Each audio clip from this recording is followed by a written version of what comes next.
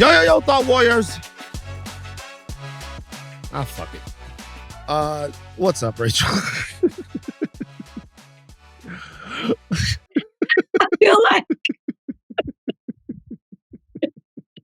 I feel like I'm matching your mood. I feel you. Yeah. I feel you completely. And honestly, I think anybody who listening probably feels the same way. Fuck it. Let's just go. But before, anybody who's watching it is going to have to acknowledge the attire that you're in. I just want to get that out of the way before we get into everything. Van, I was immediately taken aback when I turned on my camera and saw you. For what reason? It's one thing for you to be wearing a cowboy hat. We're used to it. It's with us. We've come to know and love it. It's another thing. It's one thing for you to be wearing that chain. You wear the chain majority of the time too. It's another thing for you to be wearing a robe with chest exposed. Yeah. Anybody there's one word that comes to mind. That's porno. You look like you look like you are about to go on set. That's what you're giving right now. This tab here is non-cancerous. Okay, well, thanks for letting everybody know, because that's what they were focused on. I got to check. It's just a lie. Look, here's the deal. I don't even think I've ever seen your chest before, so it's just all a lie. So here's the deal. I used to have a collarbone before but here's the deal. Look, I'm here. Shout out to the NAACP. I'm here at the NAACP convention in Las Vegas. As I look to my left, I can see Allegiant Stadium right over there. You see it right there? It's a Raider Stadium. It's for the Raiders. They play there.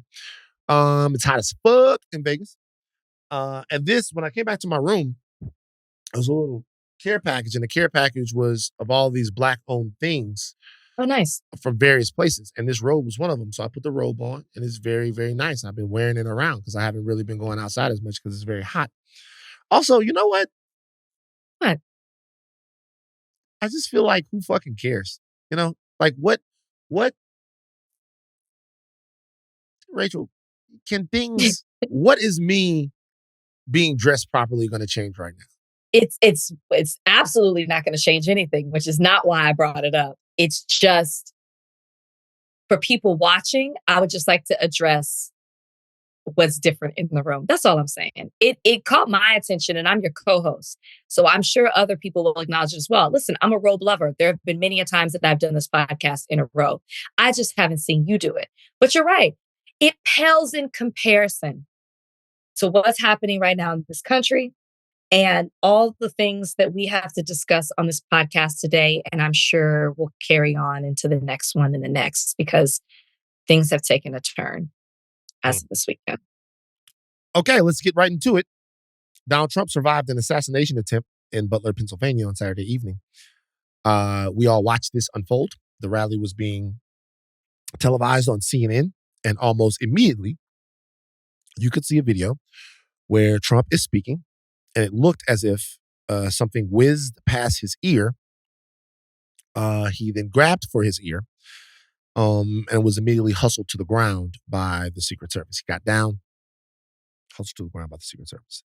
The gunman, who had an AR-15 style rifle, an AR style rifle, should I say, was about 150 yards to the north. He had climbed onto a roof of the building outside of a building outside of the rally security perimeter. There are people who saw him climb this building, excuse me as I get my words correct, and had tried to alert authorities that he was up there, to no avail. He was able to get off some shots at President Trump. He did not hit President Trump. A lot of people are saying that now what hit President Trump was glass that was flying up from his prompter. But we're still waiting for a definitive answer on whether or not there was glass or a bullet whizzing by his ear. But someone in the audience was killed along with the gunman. Look, this is one of the most significant occurrences in recent American political discourse and really for the American community. There is no way to overstate that an assassination attempt on a former president and the presumptive nominee of the Republican Party in an election year is a startling occurrence, a desperate and dire situation it creates.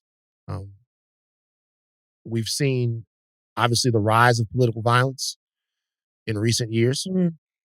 This is not the first instance or occurrence of it. But at this level, the opportunity for this to spill out into the streets or for this to become a regular occurrence or for there to be retribution or to just change the fabric of everything that's going on, how it affects all kinds of different aspects of not just this election, but of what we're doing at this particular time. America's not a stranger to political violence. It's part of what built the country. But for it to happen now in this way, on this stage, particularly with this person, is just incredibly noteworthy and serious. What was your response when you heard about it? Oh man. Um, the first thing that I heard, because I wasn't watching it live, like so many other people were. Several people were watching it. A lot of people were watching live because they thought too that he was going to announce his vice president selection. The first thing I saw was that it was a shooting. There was a shooting at the rally, which obviously is serious in itself. And then as more details started to come out, I quickly learned that it was an assassination attempt. And then that someone died at the rally, an attendee, a father, a husband, a friend. Um, and the killer was killed as well. Listen, what happened is a shame and it speaks to extremism. It speaks to violence. It speaks to hate. It speaks to divide in this country. And obviously, on Higher Learning, neither one of us call for violence against anyone, no matter who they are. And it's terrible. Like, you can't talk about it just without talking about that man who lost his life trying to shield his family, um, that who had to witness their dad dying right in front of them, protecting them. Um, I can't even imagine. I listened to the doctor who ran over to try to offer aid to him. And he spoke about the look on the face of the daughter and the mother. And it's terrible that this happened. Um, but you can't talk about what happened without talking about how this highlights the very country that we live in. It highlights a country that ignores gun violence. It highlights a country that ignores the who, the what, the why of the nature of gun violence in this country, because gun violence defines America. Whether it's school shootings, whether it's mass shootings, whether it's festivals, whether it's at grocery stores, whether it's churches, and now a present day assassination. And it's a consequence of the country's weak gun laws and guns everywhere, and just the culture, the nature of this country, but also coupled with the extreme rhetoric from extremists calling for violence in this country in various ways. Um, I just, it's so, I'm just going to stop there because we're going to keep Okay. talking Well, about it. And I don't want to get into the weeds of so this is my everything. thing. So this is my thing. Okay. So let's take these things one at a time. Right. Let's actually start with the man who lost his life. Okay. You described him in a way that is insanely humane, gracious, and thoughtful. And the way someone that loses their life in a senseless act like this should be described. And we should remember people. We remember people, the good parts of people, right? Father, uh, Right. he's a firefighter, all of those things, right? Firefighter. Yeah. All of that. And we would hope that in the midst of tragedy like that, that's the way people will be remembered and described. Okay. But there are questions, right? And these are the questions. Since this man has passed away, people have gone through his Twitter replies. People have looked at what he's posted on social media. And let's have a discussion about it, because this is the questions that we're going to ask now that we're here are questions that I think are fundamental to our understanding of whether or not we can repair this country and move on as a semi-united country, which it's never felt that united for me, or whether or not this is a conflict that needs a winner. Because when you have a conflict, there are two ways to get through it.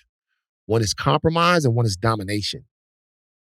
You approach people differently, whether or not you're willing to compromise with them, rather than if you feel like you have to win.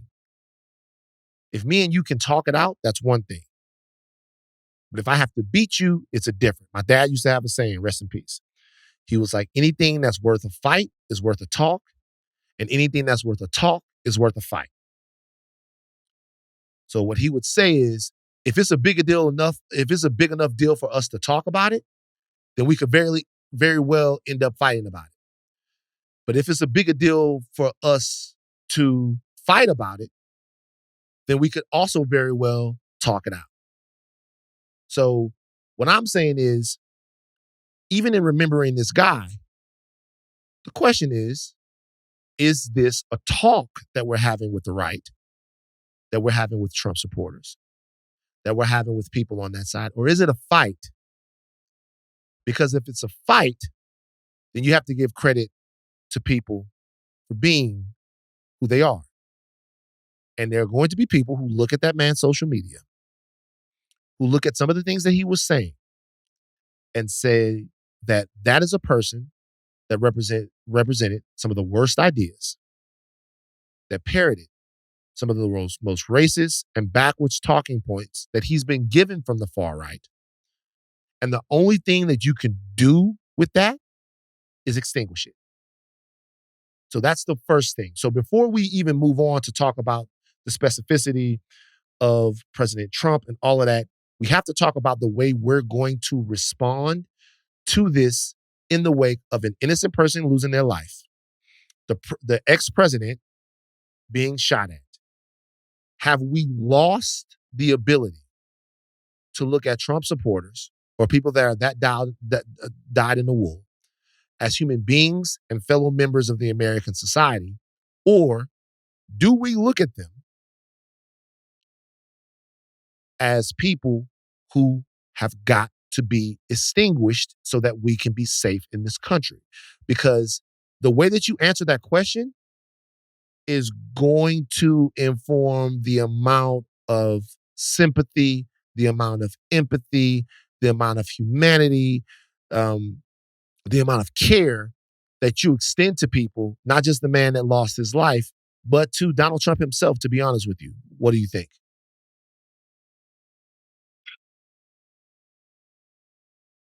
I don't think, I don't agree with, I guess, the latter of what you're saying. I assume that everybody who was at a Trump rally is an extremist. That is how I see it. For you to pack up, get in a car, drive out to wherever he's going to be, put on your t-shirt, bring your poster, you are MAGA to me. You fully embody and represent everything that Donald Trump stands for. So the fact that people have dissected his Twitter and gone through it and seen all of these outrageous extreme things doesn't shock me. That is who I see in that audience, period. Black, white, Latino, everybody, every man, woman, non-binary, anybody. That is what I see. So the means don't justify the ends here to me. I can't look at that and say, well, because this is what he represents, he's deserving of this. Then I would also have to say that about President Trump.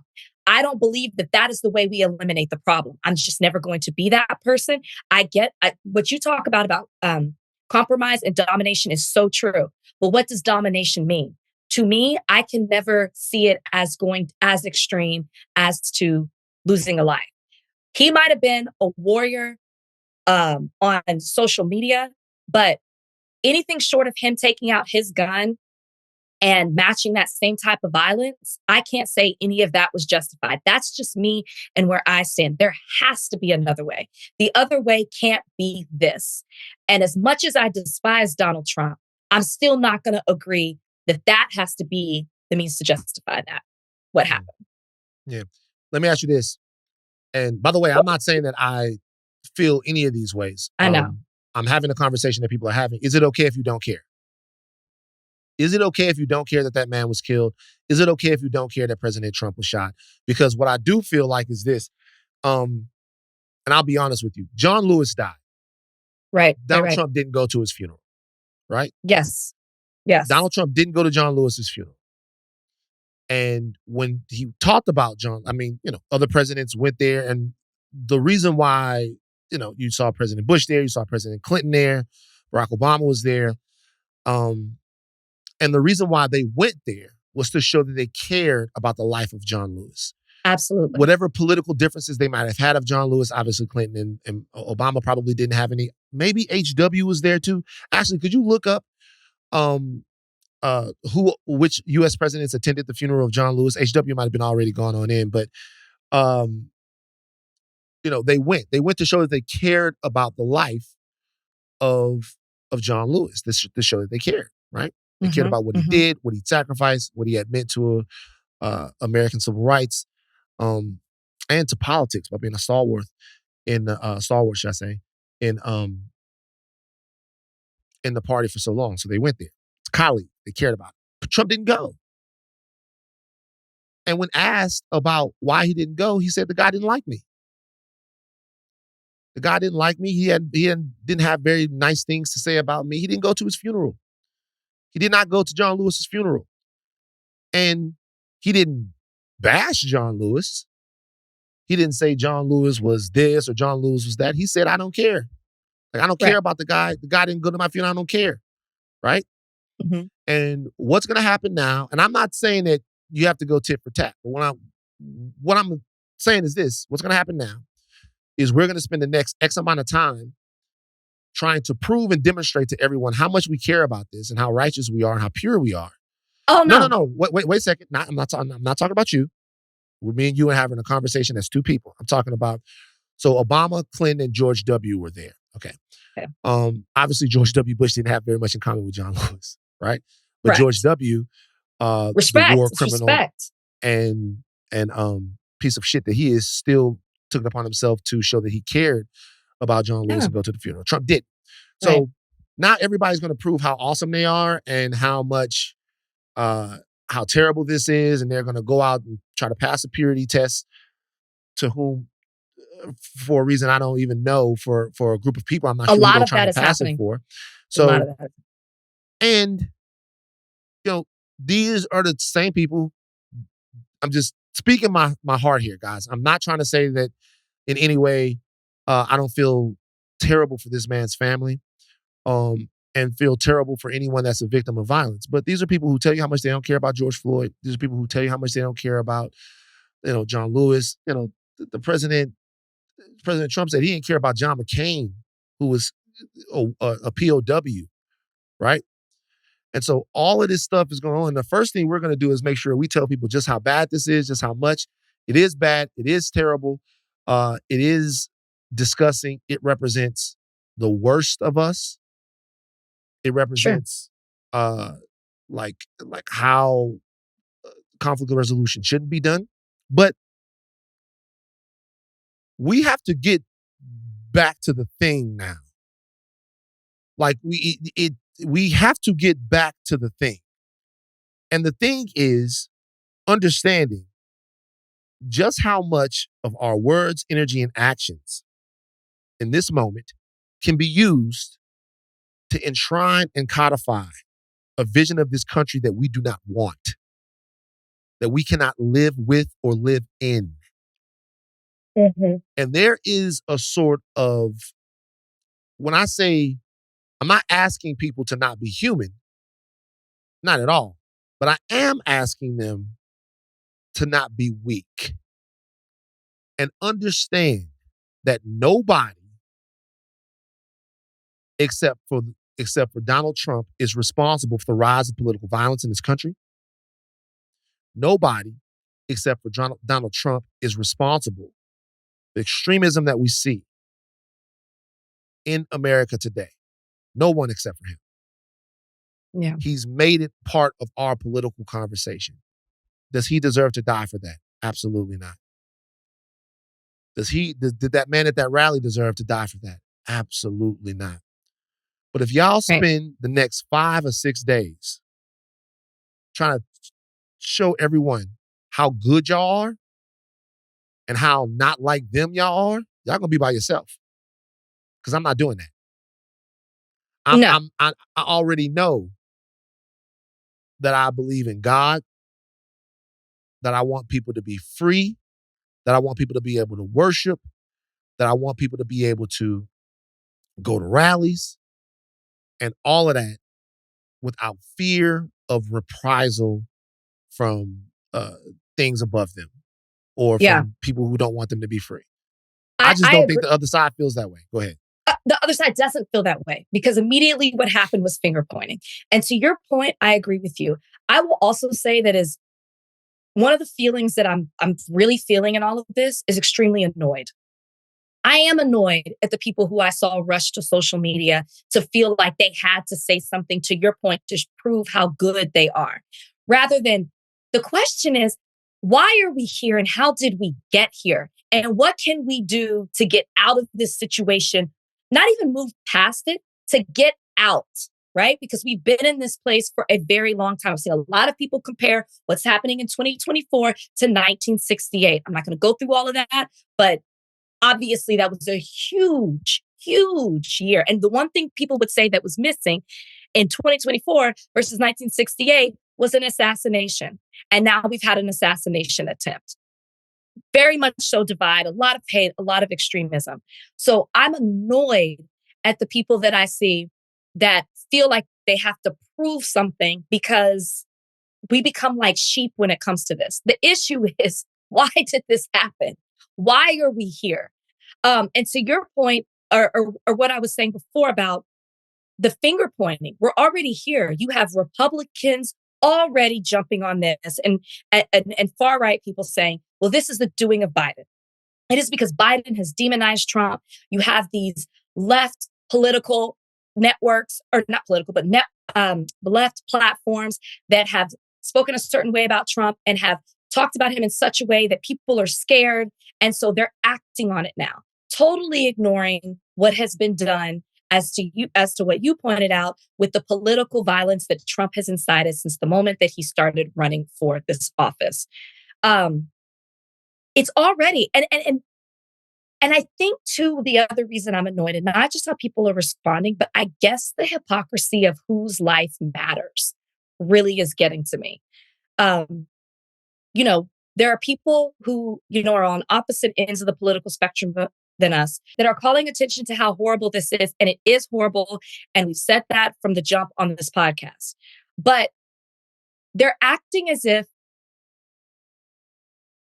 it's not the same when another life is targeted and killed. It's horrible for anybody to die at the hands of gun violence, not just when it's the president of the United States. And they're making it very clear that this is different. We should value this in a different way, as if other lives that have been lost shouldn't be valued. And I know we're going to get into Trump's history on inciting violence and gun violence, but it has to be said in the context of why I'm also annoyed, because it seems like the way people are talking as if this life is valued more than the lives that were lost in the Las Vegas shooting, than the lives that were lost in school shootings, and the lives that were lost in that Orlando club shooting. It's all the same. It's all the same. Well, it is all the same, but I mean, if I'm being honest, so every single life is the same. But I mean, this one, it's a higher leverage situation, right? It's a Like high, but it's, go ahead. well, I mean, what I mean is that like when, so people are scared to varying degrees when something that happens. I mean, the significance of an ex-president or somebody else being killed, I mean, it shouldn't be any difference. But if we're being honest, like this could make people go crazy, and this could start an American Civil War. There could be all kinds of retribution for this. It's something that scares people because it's not more important, but in a way, it's more dire, desperate, and seems uniquely significant when you have someone who is this much of a symbol to people or has this much political power. Um, when you see someone take a shot at them, people are not going to respond to that in the same way that they do other shootings, whether they should But or it's whether they won't. and I agree with you. My point is that they should, right? It should be horrible that people have access, like, can commit gun violence in this country in the way that they do and so freely because the laws are so loose or because they're ignited by some sort of extreme belief. It's a problem. It's a problem. I guess that's what I'm saying is I understand you and I actually agree with you in that. I'm just saying the push for us to acknowledge how horrible and terrible this is because we don't see this every day. We don't see a president, somebody attempting to assassinate a president that often. And we're a little bit, it's been watered down as how often we've seen these mass shootings happen. Both are equally wrong and problematic, and everybody's life should matter the same. But because we don't see one that often, and whose office it is, versus seeing it all the time, and civilians not being uh, aren't mattered in the same way. I'm just saying the way that it's being talked about to me has really bothered me. I Let me guess give you. the call for caring about it in a I feel different you. way is bothering I, me. I feel you because I think it threatens to fray something that people think is maybe a little bit more intact than what it is. But let me give you an example from The Wire. So, season 4 of The Wire. You ever watch The Wire? You ever watch the show? You look at it? Yeah, I've seen the whole thing. Okay, cool. So you remember season 4 of The Wire? Season 4 of The Wire. My man Stringer, man, shout out to Stringer, bro. You flew too close to the sun. Stringer was trying to make some money with Clay Davis, right? Trying to make some money with Clay Davis, and he got fucked over. Clay Davis took $250,000 off Stringer. Stringer comes back to the Barksdale headquarters and he says to Slim Charles, he says, I need you to hit somebody. And Slim Charles, who was, their lead muscle at the time, so who we hit?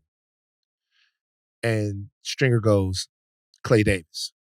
Now, Clay Davis is a councilman, big political player there in Baltimore. And he might have been a state senator at that point. I'm not sure what it was, but I think he might actually have been a state senator. And he goes, the Clay Davis? Slim Charles goes, and then Stringer goes, yeah. He goes, you mean downtown Clay Davis? And he goes, yeah. He goes, String, I don't know. And Stringer goes, nigga, I remind you who you work for. And about at this point, Avon and Stringer weren't getting along at this point. About at this point, Avon comes into it and Avon says, I think Slim Charles is gonna have to sit this one out. And he goes, well, he stole our money. He goes, well, you basically need a Day of the Jackal type motherfucker. You talking about some assassination type shit, not a rough and tumble nigga like Slim. You kill somebody like that, everybody is gonna stand up and take notice, right? And then he admonishes him for trying to play away games and all that. Great scene, one of the best scenes of the show. I say all that to say that Slim in that situation would have been willing to kill anybody on the street. But when it came to Clay Davis, he wasn't going to do it because it was going to make people look up in a different way. It was going to make people take interest in a different way. It was going to make people scare people in a different way, right? Mm-hmm. And it shouldn't be that way, but it just is. And the gun violence that exists in America, the country is full of people that you can kill and people that you can't kill, and people who it matters when you kill them, and people that it just doesn't matter when you kill them. And people are going to be more afraid when Dr. King or JFK or Bobby or Reagan is shot or Trump is shot or something like that because of what they feel like it means to the greater stability of American discourse. So, like, does it mean more that somebody took a shot at Trump? It doesn't matter more, but it means more. It doesn't matter more. Every life matters, but it means more because it means that we've reached a very specific inflection point in political discourse. And that inflection point scares the Yeah, shit that's out of a true. lot of people. It's like, it scares the shit out of a lot of people.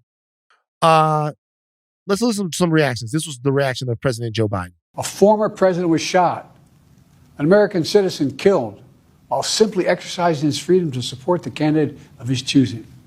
We cannot, we must not go down this road in America. We've traveled before throughout our history. Violence has never been the answer. Whether it's with members of Congress of both parties being targeted and shot, or a violent mob attacking the Capitol on January 6th, or a brutal attack on the spouse of former Speaker of the House, Nancy Pelosi, or information and intimidation on election officials, or the kidnapping plot against the sitting governor, or an attempted assassination on Donald Trump. There is no place in America for this kind of violence, or for any violence ever. Period. No exceptions. We can't allow this violence to be normalized. You know, the political record in this country has gotten very heated. It's time to cool it down. We all have a responsibility to do that. Before we move on to some other responses, what did you think about Joe's response? I mean, it was exactly how it should be. I think Democrats have to be delicate. At that time, immediately after, he had to condemn what happened. And he had to, send his sympathy to the people who were victims in this assassination attempt. There were other reactions as well. Representative Tim Burchett reacted. Ashleigh, give it to us. Really dropped the ball. You've got a DEI, basically a DEI initiative person who heads up our Secret Service. She was working at Pepsi before this. I know she was a former Secret Service agent, but still, this is what happens when you don't put the best players in. It's a complete failure on our part. See what the fuck I'm talking about? Yeah, I mean, I wouldn't expect anything else from the other side. And this might be off topic, but I'm just going to ask anyway. Do you feel, you asked me what I thought of Biden. Do you feel like he should have been different in his response, his first response to addressing the country? Because that was just and I don't want to say like just yes, that was a congressman, obviously a Republican congressman, but I wouldn't expect anything less from him. From the president, he can't respond the same way. Joe Biden is not the president of the left. Joe Biden is not the president of the center. Joe Biden is the president of the United States of America. So he's president to all of the MAGA people. If you're living in this country right now, Joe Biden is your president, right? So he had to respond in a way that, tapers things down. It's a perfect response. I thought the response was great because I also thought that the response showed or demonstrated that there have been instances of political violence in the past that obviously no one's given a shit about.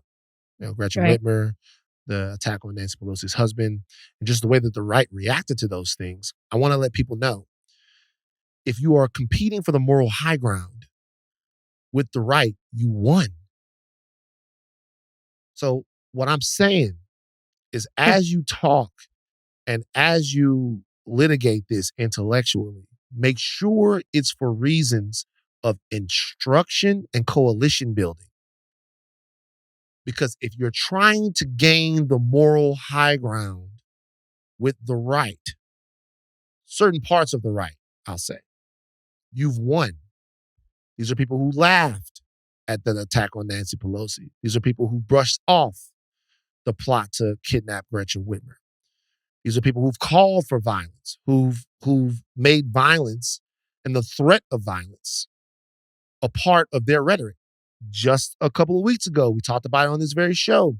The leader of the Heritage Foundation said that we're in a second American Revolution that will be bloodless if the left allows it to. I'm saying, if there is a part of this that is going to change, when I say a part of this, I mean the way that we go about talking and discussing politics, make sure we're doing it for reasons that are truly nutritious. Because if we're trying to pass a purity test, It's wasted energy and momentum. It's wasted. I saw right away we're pulling all of the ads, and we're going to change the way we talk about things and all of that. Yeah. I understand it, but everything that was true Saturday morning about the prospect of 4 more years of Donald Trump, everything that was true that morning is still true. Everything. Correct. Like, everything that was true that morning is still true. But you get why they pulled it. No, not really. Well, it's a strategy, right? So people are watching how the Democrats respond to this. And you don't have to agree or not, but it's a political strategy. So they're not saying that they can't repost all the problematic things he's done, but the messaging might have to be more about unity because of what's happened. I'm just telling you, if the Democrats don't, and it's not fair, but if the Democrats keep an energy, I shouldn't say it like that. The messaging will be the same. I just think it has to be couched in what happened on Saturday. It's a political strategy. People are watching. If the Democrats seem heartless, like they don't give a fuck, then people. All right. I agree. I agree with you. I agree with you that you shouldn't seem heartless. You shouldn't be heartless. But the question is, at the end of the day, like, how far do you have to go with it, right? I don't think it'll be that far. I just think it'll be couched in. I don't think, I really don't. I don't think they're going to have ads that are like, show Trump what happened to him and telling us to feel bad. Like, I think it might be some of the things that we're discussing today on this podcast. Gun violence is a problem in this country. Do you see what I'm saying? Like, look, I get it. It's political. There was an article that came out. I think it was in the Spectator or whatever, and it said, "Today we are all MAGA." No, the fuck we ain't. That's different. Like but listen to what I'm saying though. What I'm saying is this. What I'm saying is this, and this is really the end of it. Once you've come out, condemned the shooting, condemned political violence, condemned even extremist rhetoric towards the other side, you've won the moral test, the moral battle. You've won it. And if you mean to tell me that there's some fair-minded independent voter who looks at the right and sees them laugh at violence, sees them encourage violence, sees them intellectually codify violence, and doesn't hold the Democrats to that same standard, I'm telling you that's a voter you already lost. I'm asking you, who are you doing this for? Like, right now, what is in danger of happening is that there are a lot of people out there, in my opinion, that are in danger of losing their nerve. Mm. And that, to me, is a much, much, much bigger consequence of this than anything else is. There is never a point in life where I am going to go to using violence, threats, or intimidation to achieve a goal that intellectualism, conversation, and a battle of ideas can achieve. I'll never do that. Mm-hmm. But what I am saying is, to me, you have to stay the course in what you're doing and in the battle that you're fighting. And I just don't want to see them go too fucking far. I don't think they will, but I do agree in you have a wrench has been thrown in it. I'm not trying to make light on what happened with the assassination attempt, but the course of the election has changed with an assassination attempt. If you were at war, you would have to restructure, which we are. You would have to assess what has happened and move accordingly. That's why all I'm saying, which I understand why ads were pulled. It's not like they're saying they're pulled forever and they're going to not fight as hard. They have to change how they're going to address what happened, or they have to move around it. I just don't see it being that extreme. If the right now is saying, it's been reports, and of course we know it's going to be true. RNC starts today, Republican National Convention. They're already saying that Trump is rewriting his entire speech to be about unity. That is somebody who is restructuring his entire thing, his entire platform based on what happened. And there will be many people who will forget. And it's our job and the media's job, whoever else, to remind people of who Trump is. A horrible situation happened Saturday that does not change the character or the nature of Donald Trump. This man is who he is, but he is going to do a speech, and everybody else I'm hearing who's speaking is changing their entire thing to be about unity. When Trump was shot at on that stage, what did he yell? Fight, over and over again. That's not unifying. That's not unifying. That's who he was in the moment. But if they're doing that, or Trump's doing things now like calling for the Secret Service to give RFK Jr. security, he's doing things to make himself seem like a martyr and that he is this unifying figure. That's going to be his new path. The Democrats have to act accordingly. So they got to restructure too. So wait. So you act accordingly then by not act accordingly. They have to restructure, is what I'm saying. Right. Okay. So but let's talk about that. Okay. Cool. So they're going to now paint themselves as the Dalai Lama and Martin Luther King Jr. and all of these other figures, right? So then you react accordingly by also softening. No, I said the word. Okay. I said so when I say act accordingly, I mean like act and react to what has happened. So you have to now change your strategy as well. You have to remind people he is not that person. That he's not the person. And that's my point. And so my point in saying that is that's why everybody listen to me right now. I'm not saying that you ramp up attack ads on Donald Trump after an assassination attempt. I'm not fucking stupid. Listen, everybody listen to me. I'm not saying that you ramp up attack ads on Donald Trump after an assassination attempt. That would be stupid. I'm not saying that. What I'm saying, though, is after a certain point, you've condemned it from top to bottom. You've talked about American political violence from top to bottom. You've done that. I said it. 4-5 days of letting people know that this is something that the party does not celebrate, does not want, and that this is bad for America. After that, get back to making sure Americans know what the choice is. Making sure Americans know who they're talking to, what these people are talking about now, and what they've talked about in the past. Make sure they know what the choice is, because the other side will try to fool you, but they can't. They can't. Any talk of unity and all of that is way too late. Of course. It's way too late, particularly from them. Is unity deporting 10 million people? Like, is unity taking all African American studies and DEI programs out of schools and businesses and governmental facilities everywhere? Is that unity? Is unity an attack on our history? Is unity like defunding programs for people to be able to feed themselves? Is that unity? Is unity taking away women's bodily autonomy? Does that unify people? Like, what's unifying about all of that? Like, what part of unifying Americans has the assault on affirmative action been? How is that unifying people? So I know. So all I'm saying is, I get that they'll pivot.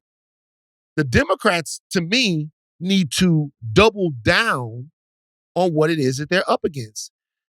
And that crazy person that took a shot at the president, who they say is a registered Republican. I mean, all of that stuff, you take it with a grain of salt when you're looking into someone like who would do something like that.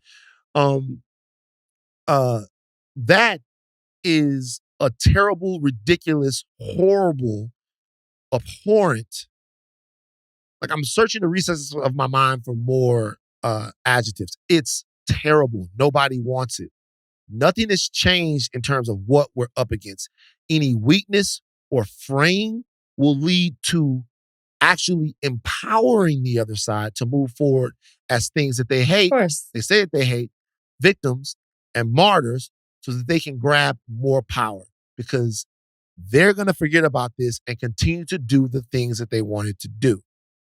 So I would imagine that you were bothered by the fact that they pulled Morning Joe off the airways this morning. Of course. Yeah. I turned on this. We both watch Morning Joe. I turned it on because okay, I do. You used to. Yeah. I watch it and I like to see what they have to say. I like the panelists that they bring on. I like the journalists, all of it. I turned it on and I was confused. And then I started seeing that it was trending everywhere that they had removed it. If that continues to happen, then I totally understand like the fear and all the things that you were saying. I don't. I think it's just a restructure to respond to what has happened. But when I see things like the pulling of Morning Joe because you're afraid of what, even though he tweeted out that he was praying for Trump's family, it's like they were so afraid on live television. Or let me say this, allegedly. That is what a report came from. Somebody's reported to CNN that allegedly they were concerned on live television what Joe, Mika, or one of the panelists would say. That is the kind of fear that we cannot allow to happen. We need programs that are going to acknowledge what happened, condemn what happened, but also talk about where we are as a country. And removing that Fox News didn't remove anybody. They had people left and right pointing fingers at the other side. And I'm not saying that that's what Morning Joe would have done, but to remove them is a slippery slope. That's what I'll say. They're supposed to be back tomorrow, but I'm just saying that's how we can't respond. And if that's your fear, I totally get it. We didn't fucking need him tomorrow. We need him today. It's tail tucking. And all I'm saying, look, it's Monday. It's been 2-3 days since it happened. I get it. I understand. People don't want to say the wrong thing. They don't want to seem heartless. You know, a man lost his life. Another man was shot at. And everybody at that rally was put in danger. And they're supposed to be able to go to those rallies and say all of that stuff and do all of that stuff without any threat of violence. And they're supposed to be able to do that. And not just supposed to be able to do that. I want them to be able to do that. I want you to be safe to go to a Trump rally. I want you to be safe. I want it to be a safe thing to go to a Trump rally. I want it to be a safe thing for you to go and fly your MAGA flag and Trump and all of that stuff and all of your weird anti-American, anti-unity type of fascism stuff. This is a country where we're supposed to be able to do that. And if we fail, if we're failing in making that possible, then we need to look at ourselves, right? I also want you to be able to go to Color Pulse, like you said. I want you to be able to go to Columbine High School. You know, I want you to be able to go to school in Florida. I want you to be able to go to school in Uvalde. I want you to be able to go to school in Baton Rouge. I want you to be able to walk to your corner store. I want you to be able to do all of those things with the life, liberty, and pursuit of happiness that this country is supposed to afford you. But what I'm telling you is we're fighting for the people to be able to have those rights by fighting the fight that we're fighting. And by giving an inch, we embolden the other side. An inch. If you're listening to this right now and you are MAGA, I want you to be safe. But I want you to lose. You have to lose. You must lose. You must. And nothing that happened on Saturday is going to change that for me. Nothing. Now, we talked a little bit about Trump and his call for violence. Let's listen to some sound of it. We have some sound. Ashley put together some sound. If you're wondering about political violence in this country and how we got to where we are, Ashley, give him a little taste of it. I'd like to punch him in the face, I'll tell you. Knock the crap out of him, would you? Seriously. Okay? Just knock the hell. I promise you, I will pay for the legal fees. 26-year-old Rakeem Jones was punched in the face as he was escorted out of Donald Trump's rally last night. Yes, he deserved it. The next time we see him, we might have to kill him. Very fine people on both sides.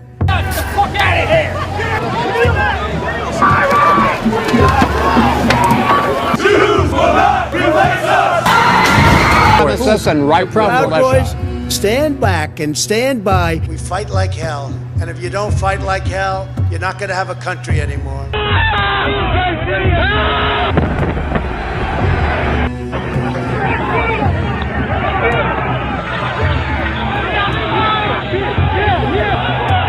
Multiple capital injuries. Multiple capital injuries. You have to remember also that Donald Trump, in the past, has at a rally not necessarily called for, but hinted that he would like somebody to kill Hillary Clinton. Play that audio. Hillary wants to essentially abolish the Second Amendment. By the way, and if she gets to pick her judges, nothing you can do, folks. Although the Second Amendment people, maybe there is, I don't know. But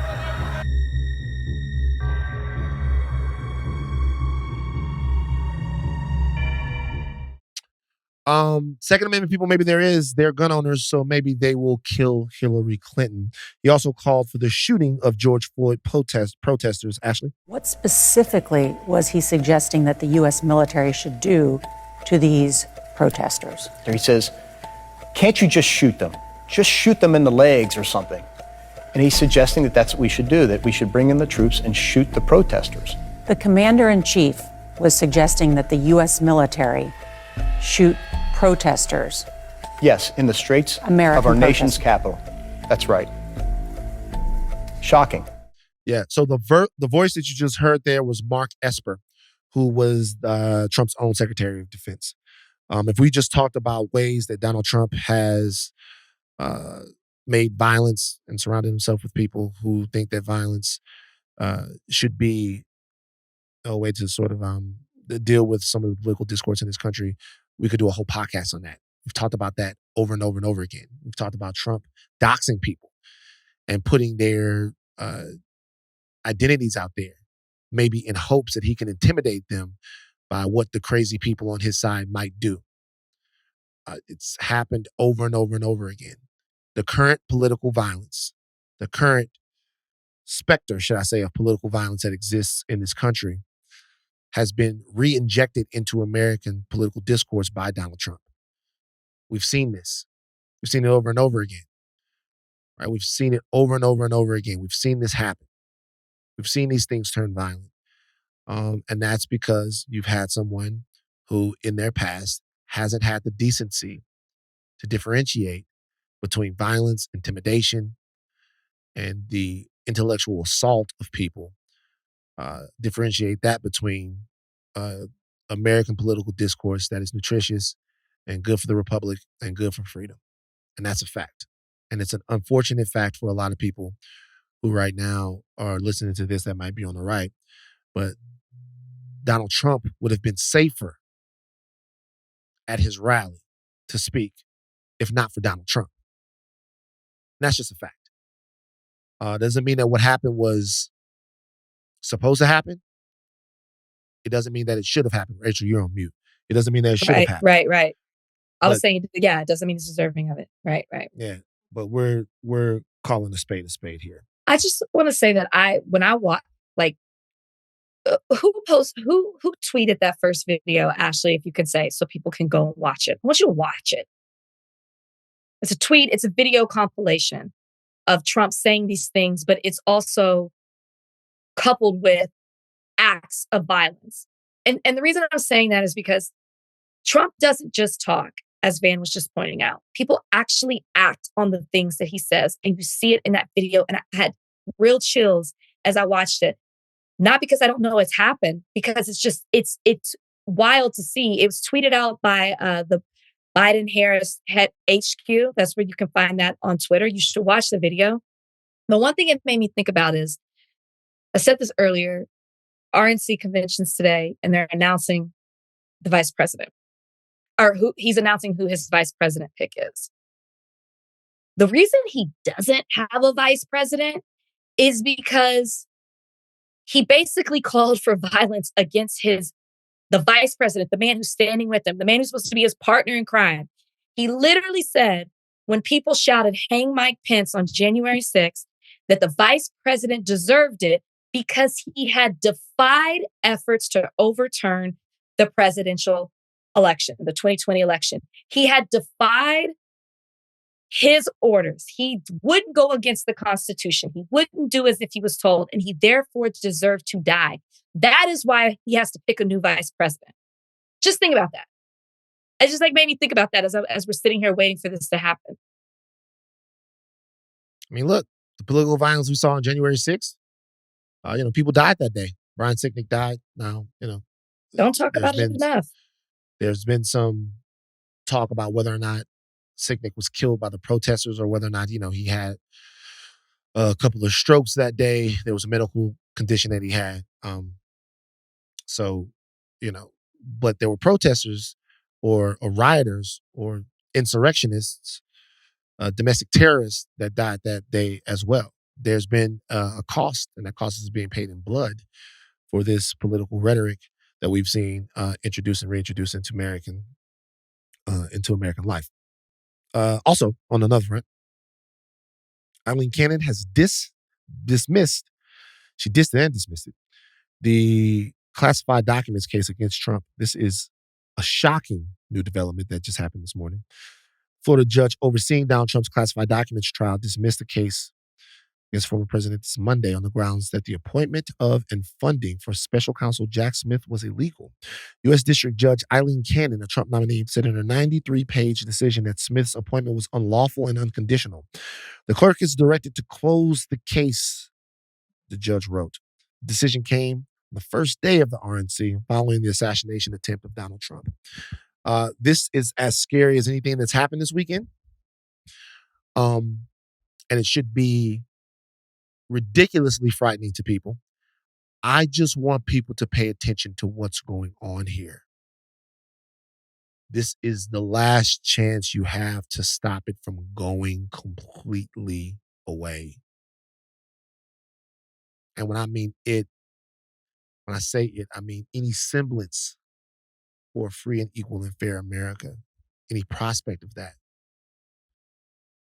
The power grab here is going to be on all sides. The Supreme Court is done. It's a failing entity right now. Biden should absolutely pack the court. There's the only chance. Now you have Trump judges that are inside of the federal system that are dismissing cases against the president in the wake of the assassination attempt. If you ask me, the reason why this happened this Monday and not last Monday or the Monday before that, and you guys, I could be wrong, I'm no constitutional lawyer, but there is the cover of what happened on Saturday that makes the blowback to this a lot different than what it would have been on Monday, this past Monday. If you had done this a week before this, there would have been an uproar. This would have been the biggest thing to talk about all week. It's not now. There's cover of the attempt. And there's also a tremendous amount of sympathy for former President Trump right now. And because of that, she can get away with throwing out a perfectly good case on President Trump. And she can do it. And there's not going to be as much talk about it, or scrutiny surrounding it, as there would have been before. Now, we can bring on Dr. Corbin to talk about whether or not this has any standing, what she said, whether or not she's right or wrong. But I do know that this is something that wouldn't have happened before this assassination attempt, and no one can get me off that corner. Your stance is that this case wouldn't have been dismissed if the assassination didn't happen? That's what you're saying? I don't think she would have done it. It's a 93-page document. It had been in the works. She was going to do it. Everybody has been concerned about this judge because she is so pro-Trump. She has been overturned so many times by the 11th Circuit on decisions that she has made because she's not following the law. She's doing it based on her own personal bias. This would have been her decision regardless. Last week... Nigga, she wrote that bitch on Sunday. 93 pages. She pounded out Last week, 93 he's pages mad, on y'all. Sunday. He's mad. He's mad. I done done it before. Look, the National Convention has started, and it's a black man singing the national anthem.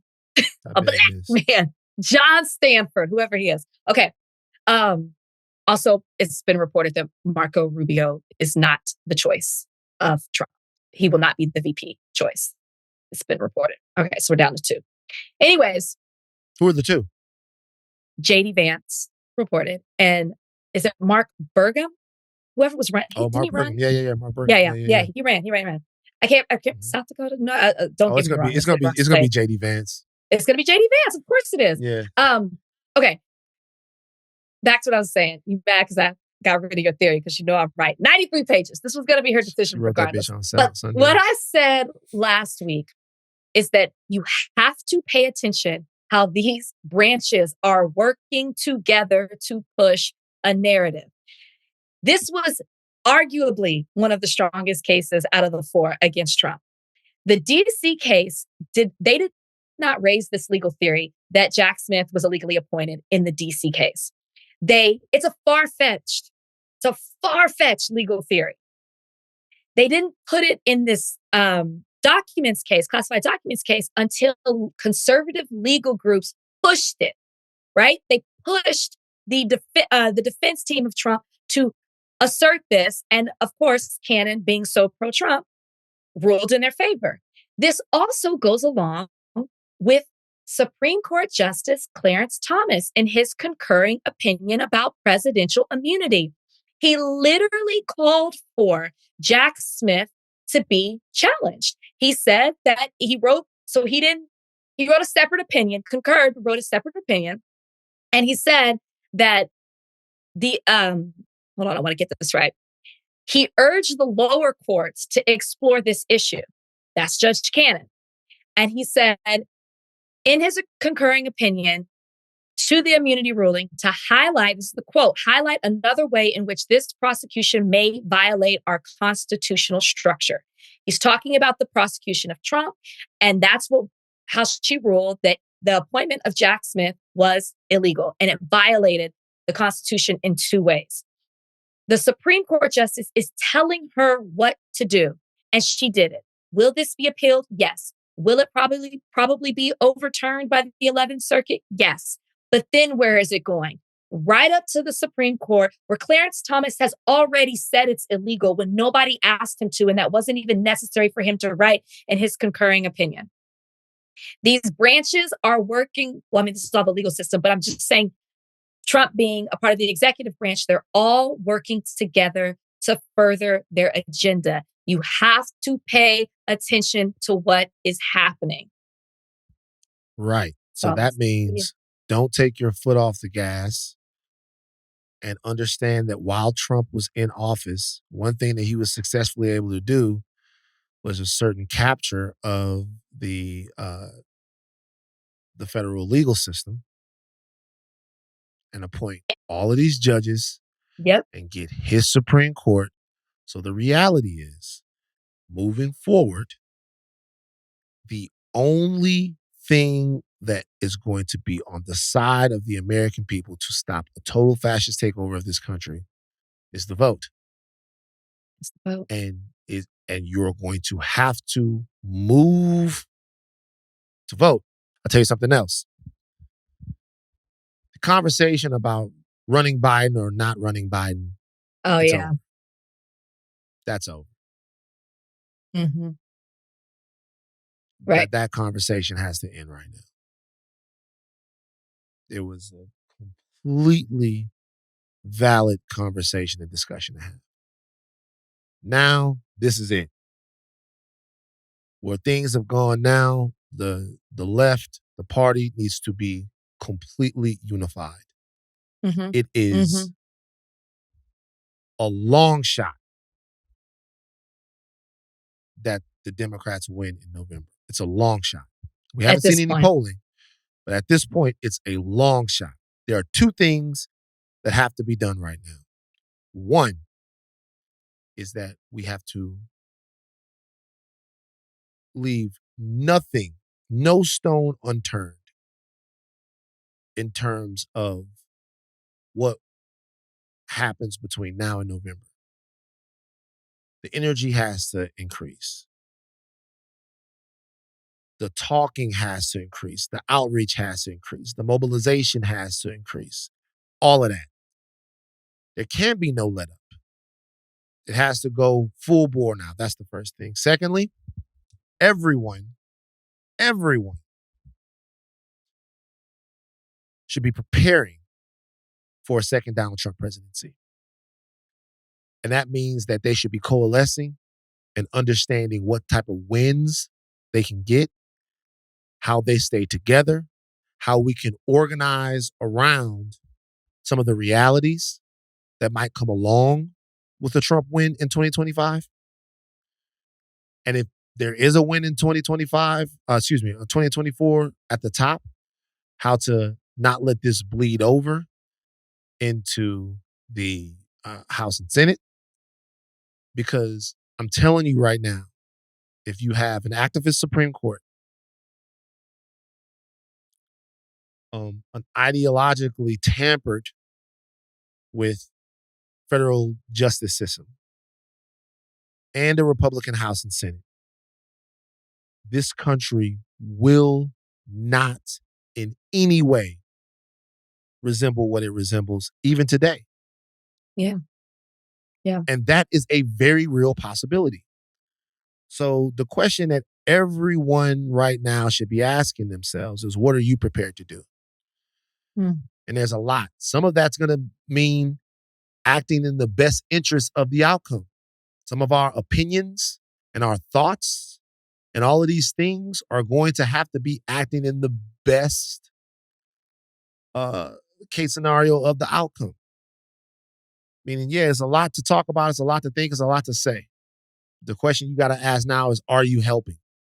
And I'll be the first person right now to say that while I got to call balls and strikes and tell it like I see it, that my main focus right now politically is to stop the fascist takeover in this country. And I'm willing to work and willing to move forward and willing to be who I need to be in order for that to happen. I do, because we're watching the car wreck right now in slow motion. Yeah. And like, it's happening in slow motion. We're seeing it. We're seeing it. And so unity and clarity. Anything else strengthens the other side. No. You scared, Rachel? Yeah. You know when I got scared? When I saw the picture. And I saw the picture of Trump with that fist up and that blood on his face. That's when I got scared. Yeah, that didn't scare me. For everything it represents. For everything that represents, how people were going to react. Yeah, that's when I was like, fuck. The only thing that I knew about that is just I knew we wouldn't take it seriously. Look, what's funny? No. Is no. I'll tell you what's funny. Because I've seen a lot of stuff, right? Like, no. I sometimes think that one of the best things about us as a culture is one of the worst things. We've had to deal with so much tragedy that we don't take shit seriously. As soon as it happens, there are jokes, there are memes. I saw a comedian do a set that was talking about how he was voting for Trump. He funny as shit. Because Trump got shot, there's all of this discussion about, oh man, Trump is the man now. Trump is 50 Cent. All of that shit. I get it. I understand it. And it definitely is funny. But our cultural power can be used to normalize things in ways that sometimes I don't think that we see. We got to get these jokes off. We do. I get it.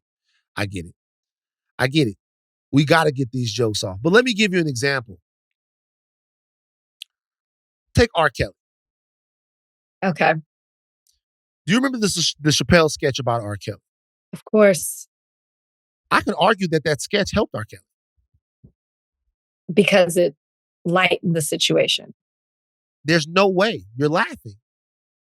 Now, that Sure. sketch is no doubt about it a criticism of R. Kelly. Right? There's no doubt about the fact that it's a criticism of R. Kelly. The question is, should we be joking about pissing on 14-year-old girls? Of course not. If you laugh about it and you make jokes about it, I mean, we gonna laugh at things we ain't supposed to laugh at.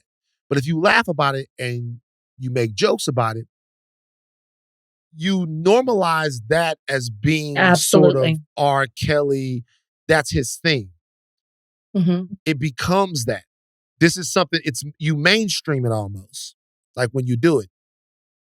And a lot of the things that Trump has said, a lot of things that Trump has done, we've made fun of them to a point, and we've joked about them to a point, and we've made light of them to a point to where it's diluted the seriousness of these issues.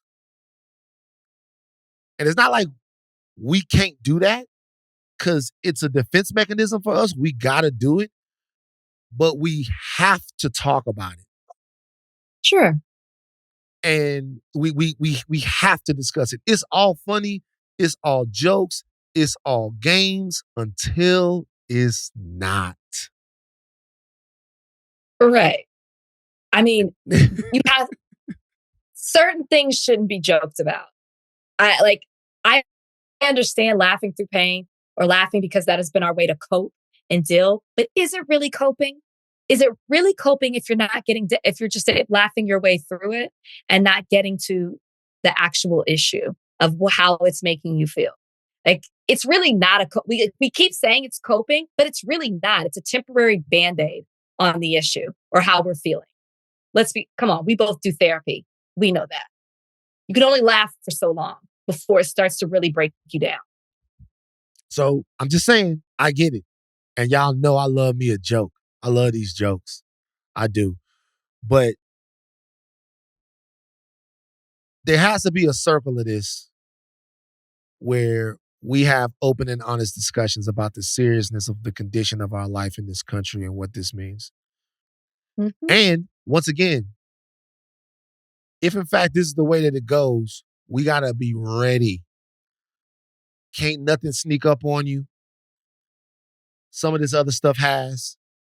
They, in silent, took aim at Roe for over 50 years and they got what they wanted. This could be the Empire Strikes Back version of our story. Now, I don't know anything about that. Empire Strikes Back ended on a bad note. It ended with Han and the carbon dating. He was encased in carbonite. So Han Solo he had a bounty on his head. Han Solo and Luke Skywalker are the same person. Get out of here. Han Solo, that's They're not true. not? We've already discussed it. No, shut up. I get confused. Han Solo was encased in carbonite. Who is He Harrison was the Ford? pilot. He's Han Solo, yeah. Well, then who is Luke Skywalker? That's Mark Hamill. That's Darth Vader's son. We've already talked about this before. They're not I'm the sorry. same person. So Luke had lost his hand. They had been Lando Calrissian. I'll call him Lando. Lando Calrissian had betrayed our friends, and the Empire had won. The Empire had won. It was the end. But there was a plan. Luke had a plan. Leia had been taken by Jabba. Luke had a plan. There was a plan. We have to go get our friends. It's a plan.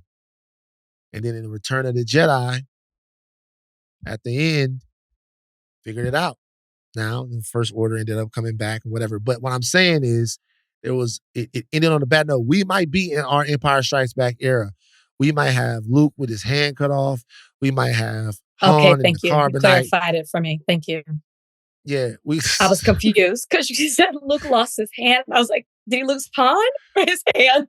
No, Luke got his hand cut off by his dad. His dad You cut his did hand say off. that. You said he lost hand. I thought, did he mean Han? I did. And then you clarified it. But even in this moment, we have to exude strength. Because this is the low right here. This is the low. You got to get on your shit. Everybody. You can't tell me right now that you don't care about politics. You can't tell me that. I'm not accepting that from you. I don't give a fuck who it is. I'm not accepting right now that you don't care about politics. I'm not accepting All right. That's where I get annoyed. Sorry, that's part of my annoyance. I know a lot of people who have no idea what's happening. I mean, obviously they know about the assassination attempt, but they really don't care because they have the privilege not to. Whether it's how they look or the way they're set up in this life. I have a bunch of friends who are like, man, that's terrible, and do not care enough or realize how much this is impacting the country that they live in. They don't, and they need to. It's crazy. And maybe I need new friends. All right. No, you don't, man. You care about Caitlin Clark going to the Olympic team? No, I don't want to talk about anything else. I can't. I thought about it. I was like, man, are we moving on? No, we can't. This has got to be it. We cannot make a hard switch to Caitlin Clark at the Olympics. Like, save it. Yeah. All right. Save it. I can't even wrap my mind around that. All right, you guys, this was the whole show today. And it deserved to be. I believe in y'all. I do. I believe in you guys. I believe in you. We can do anything if we're motivated and together. So we have to be both right now. This is as bad as it gets. Yeah. When we regroup on Thursday, which will be in person. In person, yeah. We'll cover the RNC. We'll see how the Dems pivot from this. Yeah, for sure. We'll see what happens. We'll see. I'm sure more things are going to come out in the next few days. So, yeah. Definitely. All right. But we won't do a whole show on it. This is it. We will not dedicate Thursday to a whole show on this. All right, guys. Take thing cap. You know what? Do whatever the fuck you want to do with your caps. But tighten them motherfuckers up and let's get ready to go. Nah, don't take that motherfucker off. Keep that bitch on. Keep the fucking cap on. Tighten the cap up. Maybe put a little piece of tinfoil under there. I don't know. Who knows? I'm Van Lathan Jr. I'm Rachel Lindsay. Bye, guys.